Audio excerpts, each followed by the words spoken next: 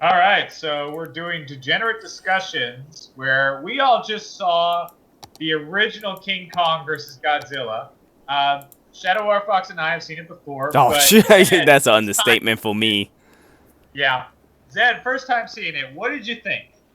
What the fuck did you have me Really, watch? was that like your first time seeing a old fashioned Godzilla movie in general? Yes, I'm not gonna lie. Before that, the I'm gonna tell you right now. The first Godzilla movie I saw was Godzilla 2014. Dang. Okay, I so had this never is a seen a whole Godzilla movie till I saw that movie. Which is fair okay, so because this is I an entire mean, sub for you. yeah, Yeah, no, this is an entire new genre for you. Yeah, So no, it's a completely new genre for me.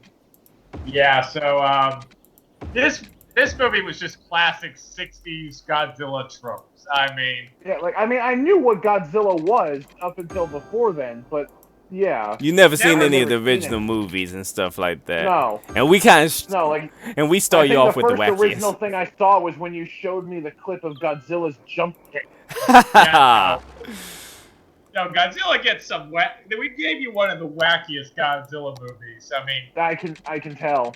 not only did he freaking lose to a giant monkey, but Spoilers for he a movie used made in 1962. yeah. Yeah, if you haven't seen it, tough shit. Yeah, I mean, I, sorry, that's The movie's over. 40 The years movie's old. what by this It's point? 40 years No, old. if it was 1962 and it's 2021, it's near 60 years old now. Oh yes. yeah, I mean, it's 60 years old. If you haven't seen it, it's your own bloody If you fault. haven't seen it, that's your own fucking fault. I mean, it's on YouTube, so go watch it. Nobody Yeah, that's like, how we saw it. yeah, and it's campy fun. That's all I can say about it. It's ridiculous, campy fun. I mean, do we even do we? How can we not mention the natives? We have to mention the natives. I mean, Oh, you mean the blackface? classic Japanese blackface. You know, I was too young to understand, but I'm like, oh, this is just super blackface all over the place. But clearly, Japanese people in blackface with African weapons, artistry, And and even homes. who Oddly also enough, did like nothing. The only purpose they served was being natives on Kong's island. That's the only purpose they served. Other than that, they did nothing. no, they did nothing. And even when you think about it, most African tribal women were topless, so even the bikini tops were kind of wrong. Oh yeah, no, they were going into Hawaiian stuff at that point and Pacific.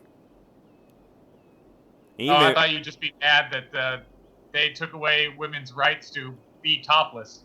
well, I mean that too. That's a given, but I mean, not to mention we have a tentacle monster in it, and not a single woman got assaulted by that tentacle monster in the way Okay, hentai have taught that's me. that's what you're going with. Yes, God, hentai have taught me something about Japan and octopus, and whenever octopus show up with hot women, something else is supposed to happen. You well, know, I'm honestly gonna back you on that because yes, Japan has See? unfortunately done See? that. oh God, I wasn't expecting it, but I will agree with you. Japan has done that too. Oh, they've Any been doing scene that that for involves that. years. That's like one of the earliest pornographic art is a woman being assaulted by an octopus. I know. God, that is so bloody true. What is wrong with you, Japan? But They were trapped on an island on their own for how long? Before any outside influence happened to them. I think you would have done the same thing. you know what? Never mind. You're right. You're right. It makes sense. Yeah, no, that does make a little. That makes way too much sense, actually. Jesus. You know what? Maybe they're not so bad considering. But yeah, no. The octopus, the octopus hentai did not happen. Damn it. But I was just yeah. wondering why there was all of a sudden a giant octopus out of nowhere, and that was the introduction we got to Kong. And I was like, why? What?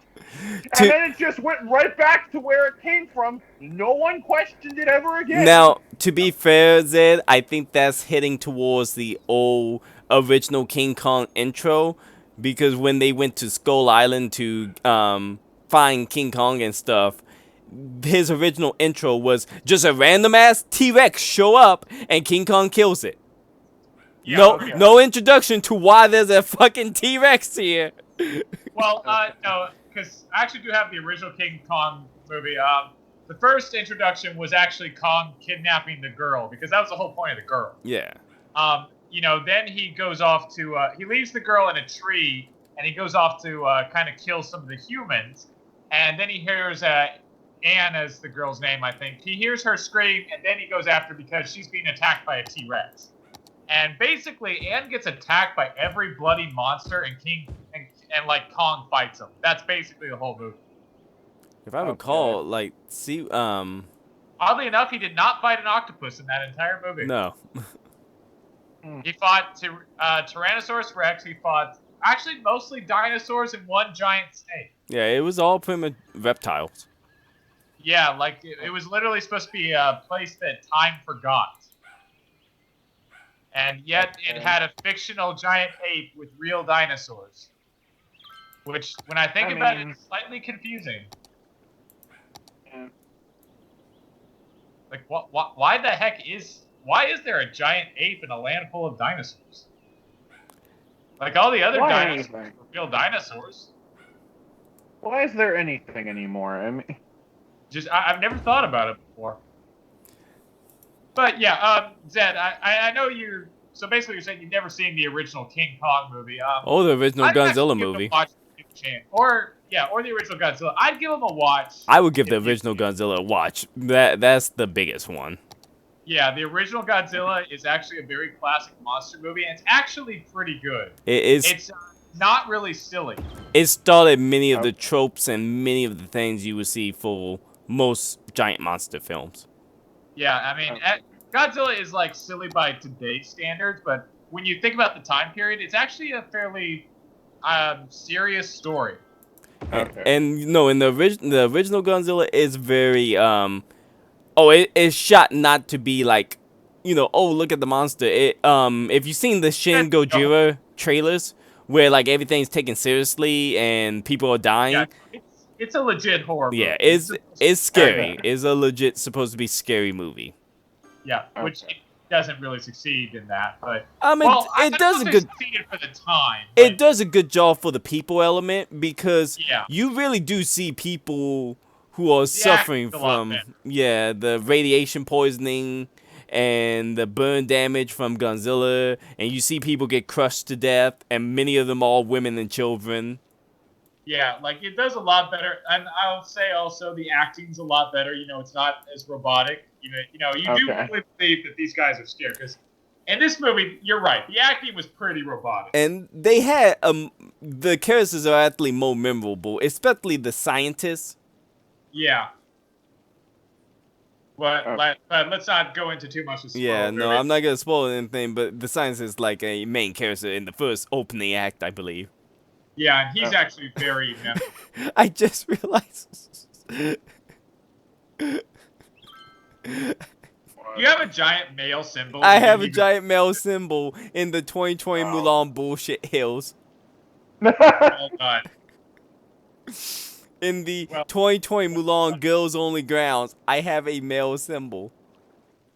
Kudos. I don't know what the fuck I was doing when we was filming this. I don't know what you were doing either. No. You think I remember most of that discussion? I probably should have started the timer. You didn't start the bloody timer. When does he ever start the bloody timer? Fair enough. I'm just...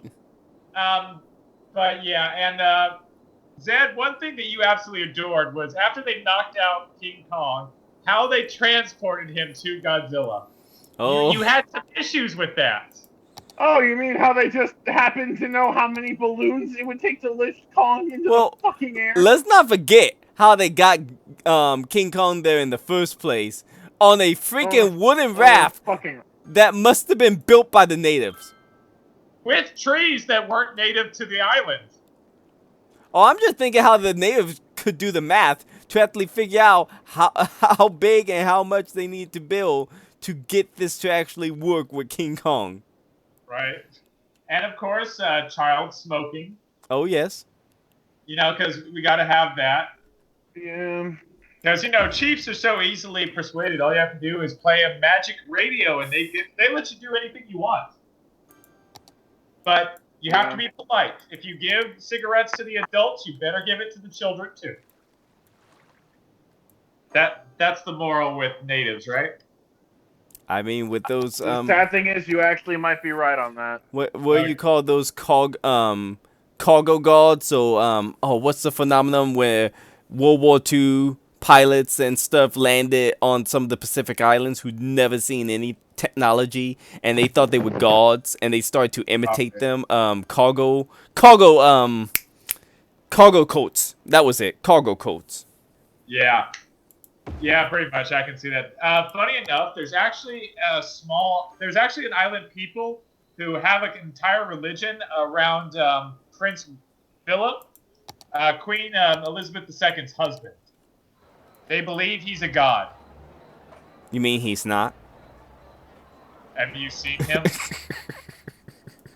I haven't, but I would assume that he's not a god because he's a normal person. He's a normal person, and he's married to the Queen of England, and he's not king. So he got a bad deal. Of course. Oh wow. But that's oddly enough, that's a bit of English royalty that has never changed. So I loved all the tabloid magazines that they were saying that Prince William or whoever should take over instead of Prince Charles. Prince Charles will abdicate the throne to Prince William. Like, no, that's never how it happens. Succession has been the same always. Basically, the firstborn son is all that matters. The only reason Queen Elizabeth sits on the throne is because she was the only girl. Because there were no sons. And because of England's strict laws, her husband, since he's not like a direct born son, he doesn't get to be king. Even if he does all the work as a king, as Queen Victoria's husband did, Albert, he's still not a king. Ooh, he get raw deal. Why do royalty rules never make sense? Because they're meant basically to say that one person is above everybody else. That would make sense. That's fine. Got it. Yeah. Hence why a lot of people still vote for abolishing the monarchy, but don't. Mostly Scotland. Scotland has a lot of people who want the monarchy gone. I mean, to be fair. No, to be fair, Scotland's tried to break from England a few times too, but that didn't go through well either. Mostly because England pretty much begged Scotland, please don't go. I know we make fun of you, but we actually really need you. And Scotland was just like, yeah, fine. Oh, I'm sorry, I didn't do that right. They're like, you pansy, it's all right, fine, we'll stay. Do England need Scotland? I'm legit asking because I don't know enough about the Scotland-England dichotomy to. Well, they use the exact same currency, so if Scotland did actually break away from England, they'd have to get a whole new currency. I mean, they've got a government set up, but their entire economy needs to change. They need to make a deal to use English pounds and English money, and a lot of their kind of centralized systems come from England and their laws. So to be fair, they can move to the euro because most European powers. They definitely could. I'm just saying it would be a transition. Again, if it would hurt England far more. Sorry, not England. It hurt. Why do I keep naming cities? I had it right the first time. It would hurt England far more than it would hurt Scotland. Hence why Scotland was kind of saying, please, please stay. I mean, why England was saying, Scotland, please stay. It'll be nice, for a little while before we start making fun of you again. Because we're British. And to be fair to the British, Scotland is the one that invented haggis. Yeah. That seemed like a reason to get rid of them. Yeah. But, funny enough, when there were actually debates going forward in Parliament about Scotland separating. So, in a way to kind of for England to kind of show Scotland how much they really did appreciate them, they were putting the Scottish flag, like they made a big televised entrance of putting up the Scottish flag at the same level as the British flag, and they showed this on national TV. The people putting up the Scottish flag actually dropped it. Of course they did. Great. That must have gone over very well.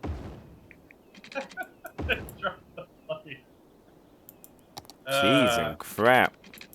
Yeah, I'm kind of surprised Scotland stayed. I was like, did you asshats seriously drop the damn flag? Come on!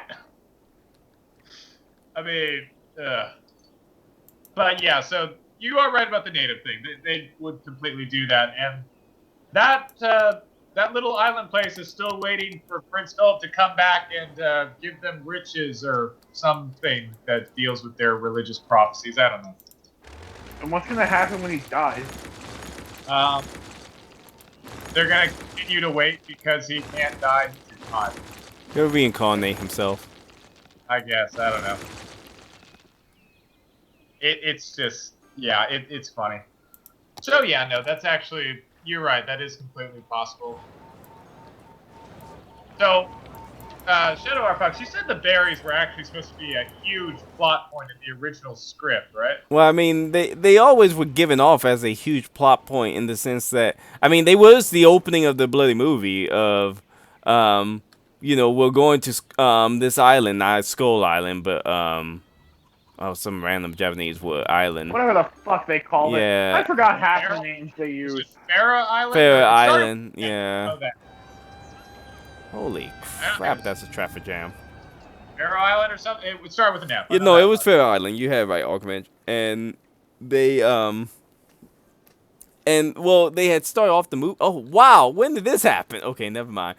They had started off the movie by saying that this is a miracle drug fruit that they can use for, in like, that all the pharmaceutical companies are trying to get their hands on. So in a sense, you know what? It makes sense that the UN got so involved with it. It's pharmaceutical companies. Let's face it. If one of the pharmaceutical companies saw a miracle drug or a miracle fruit they could use to make a miracle drug out of, and they had the money to throw down for it, we know they would get the UN to do whatever need possible so they can get more of that shit. I mean, that is definitely true. So, yeah, I can believe the greed. And so you were trying to figure out if the berries that they were showing were actually little tomatoes, right? Yeah, they look like cherry tomatoes. They really do. Is there somewhere you can find that out? Because I'm curious. I didn't search it. Give me a second. I've got Google up. Let me search it. Yeah. Continue. Let me see. See if I can find that. What did you think of the berry juice, Zed? How red it was? I mean, that's not how fruit juice works. And anything, it's usually not that color. That looked like I'm trying to think of exactly. It sure as shit didn't look like any berry juice I've ever seen. You mean the obvious red paint? I mean, yeah, that's clearly what it was. It wasn't.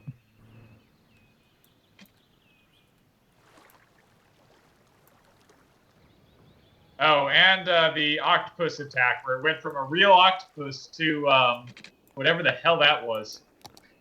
A plastic I model. was more so constantly being focused on why Khan's face was so fucked up. Oh so. my! They had no budget when it came to his outfit. I could tell. I was also again annoyed by how he was able to stand apparently on the ocean floor and most of his torso was that out had you so. Oh, you cannot watch a lot of the old Godzilla movies because Godzilla's always just walking across the ocean, not swimming, walking. Always. Are you kidding me? What had me fucking angry was everyone's pronunciation of Hokkaido. Yeah, that was pretty bad. One person in that entire movie pronounced Hokkaido correctly. One person.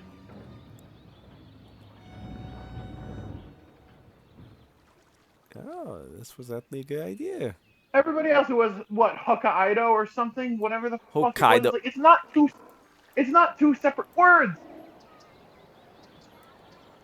Oh, the Godzilla dubbing. I'm actually a little bit ashamed that Zed did not get to see the good dubbing where they move their lips and then words come out before or afterward, or their lips keep on moving after they just say a one syllable word.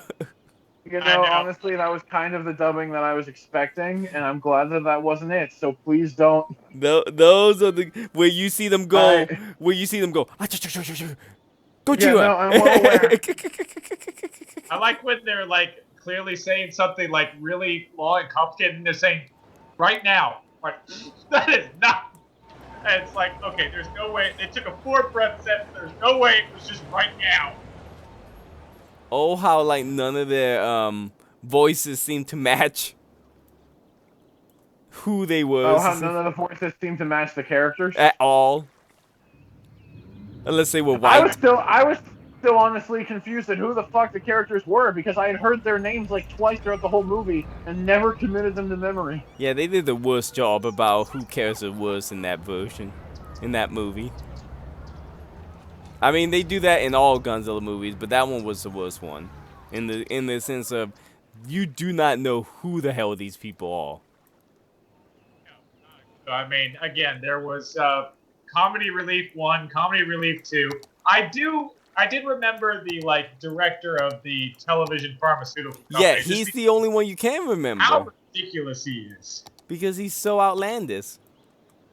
So outlandish that it's just like you have to remember it. And then there's Human Woman #1 and Human Woman #2. I'm also trying to figure out how on the boat when they went to trigger the dynamite, why the plunger didn't work. I always chalk that up to the fact that you have literally wires going to a raft that's being swung around by a giant ape. Not to mention the wires are probably crossing the electric, well, not the electric, but the salty seawater. Something probably came loose. Okay. I just assumed like the fuses got wet. Yeah, like I either assumed the fuse got wet or just something came loose. Yeah. Yeah, I guess. Okay, I've been looking. I cannot find any answer to it. Yeah, I was gonna be amazed if you could find anything. I got nothing. I got all the closest I got was they said they're cherry tomato size, and that's about it. And so, I mean, they probably were cherry tomatoes, but I have no way of knowing for sure.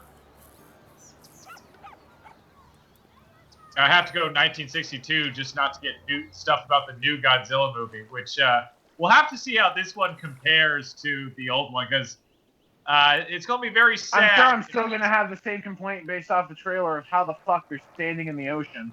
Well, to Probably. be fair, I mean, from what we saw in the new Godzilla trailer, it seemed like, you know, they're going a little bit more realistic because Godzilla is actually swimming to King Kong. Yeah, but I don't care. King Kong was fighting him by standing on water.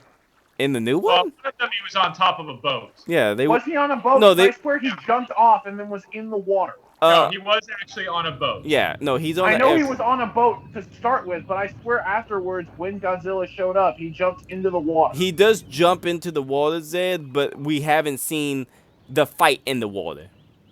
Okay, I thought we did for some reason. All the I might trailer have seen shots this so remember. far have only shown Godzilla shooting his atomic breath to blow up the aircraft carrier that King Kong was on, and King Kong jumping out of the way of the aircraft carrier blowing up into the water, but we've never seen him actually fight in the water against Godzilla. Okay.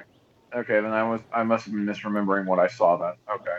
Every other fight we've seen have been either them on land or them on atop the carrier, which you can bring up question about how the hell can a carrier support Godzilla and King Kong on it. That's a better question.